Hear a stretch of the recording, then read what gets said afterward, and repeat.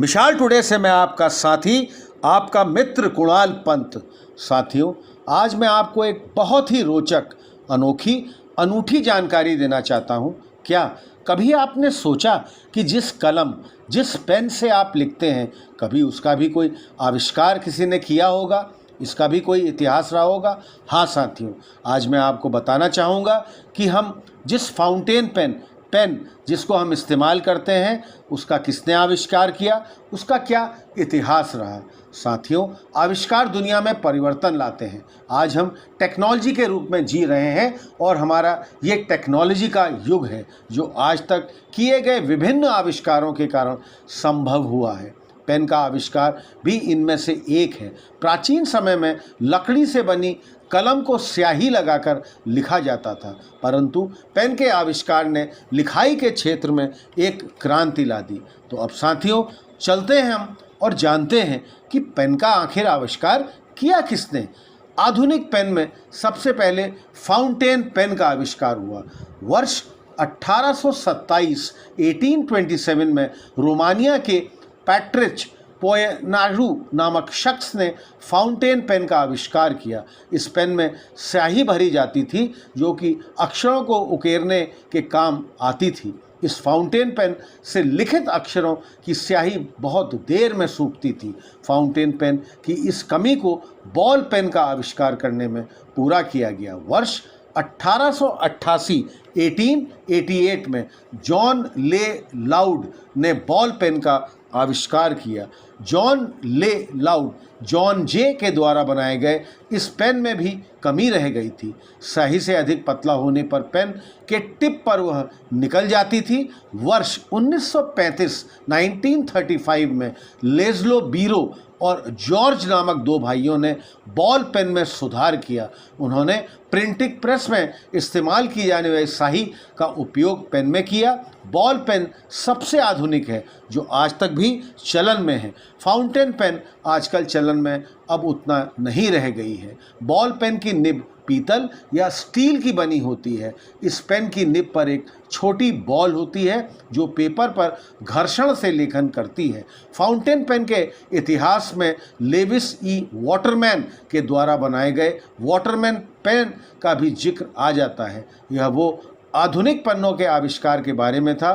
तो अब हम चलते हैं और जानते हैं पेन के इतिहास के बारे में।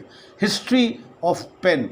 पेन का आविष्कार किसने किया? ये बहुत पुराना है। आदिकाल में इंसान पत्थरों से गुफा की दीवारों पर चित्र उकेरते रहते थे। यह पत्थर ही मनुष्य की सबसे बड़ी कलम थी। भारतीय पौराणिक कथाओं में दुनिया की पहली कलम का जिक्र मिलता है। महर्षि वेदव्यास ने जो महाकाव्य महाभारत की रचना कलम से की थी, गणेश जी ने भी अपना एक नुकीला दांत तोड़कर ताम्र पत्थरों पर महाभारत लिखी थी। हंस या बत्तख के पंखों को कलम के रूप में कई सौ वर्षों तक इस्तेमाल किया गया था। पक्षी के पर का नुकीला भाग स्याही में डुबोकर लेखन किया जाता था। यह लेखन विधि वर्षों तक उपयोग में की गई, परंतु इस विधि की सबसे बड़ी खामी हंस के पंख का महंगा होना था। आम लोगों तक यह स्याही कलम में पहुंच ही नहीं पाती थी। इतिहास में यह भी आता है कि करीब 5000 पूर्व मेसोपोटामिया सभ्यता के लोगों ने सर्वप्रथम कलम का आविष्कार किया। यह मेसोपोटामिया जो सभ्यता थी, इन लोगों का ये पहला आविष्कार माना जाता है। लगभग उसी समय में भारत की सिंधु घाटी सभ्यता, हड़प्पा और मोहनजोदाड़ो के लोगों ने भी पेन का आविष्कार कर लिया था। प्राचीन समय में लेखन का कार्य ताम्र पत्रों में किया जाता था। इस समय कागज का आविष्कार नहीं हुआ था। यह यूनान के लोग चमड़े पर भी लिखा करते थे। समय के साथ साथ पेन का स्वरूप आधुनिकता के करीब और आने लगा। मिस्र में लोगों ने बांस की लकड़ी का एक सिरा नुकीला बनाकर दूसरे खोखले सिरे में स्याही भर दी थी। वह स्वरूप फाउंटेन पेन के बहुत ही करीब था। वह यह समय था जब कागज का आविष्कार हो गया था। फाउंटेन पेन का आविष्कार। फाउंटेन पेन से लेखन बहुत ही आसान हुआ था। विद्यार्थियों के लिए पेन एक अनिवार्य चीज़ हो गया था। इम्तिहान या एग्ज़ाम देने या होमवर्क करने में पेन का उपयोग हर जगह हो रहा था। पेन या कलम दुनिया में बदलाव और इनकलाब लाने में शक्ति रखती है। वर्तमान में भी पेन जितने ही वो बहुत ही अधिक उपयोगी हैं। आजकल डाटा को कंप्यूटर में टाइप करके लिखा जाता है। कंप्यूटर के ज़माने में पेन अपना अस्तित्व बनाए हुए है और यह हमारे लिए बहुत ख़ास बात है कि आज तक इस कंप्यूटर युग में भी हमें लिखने के लिए कलम यानी कि पेन की ही आवश्यकता होती है। तो साथियों, आज का यह प्रसंग कैसा लगा हमको आप ज़रूर बताइएगा।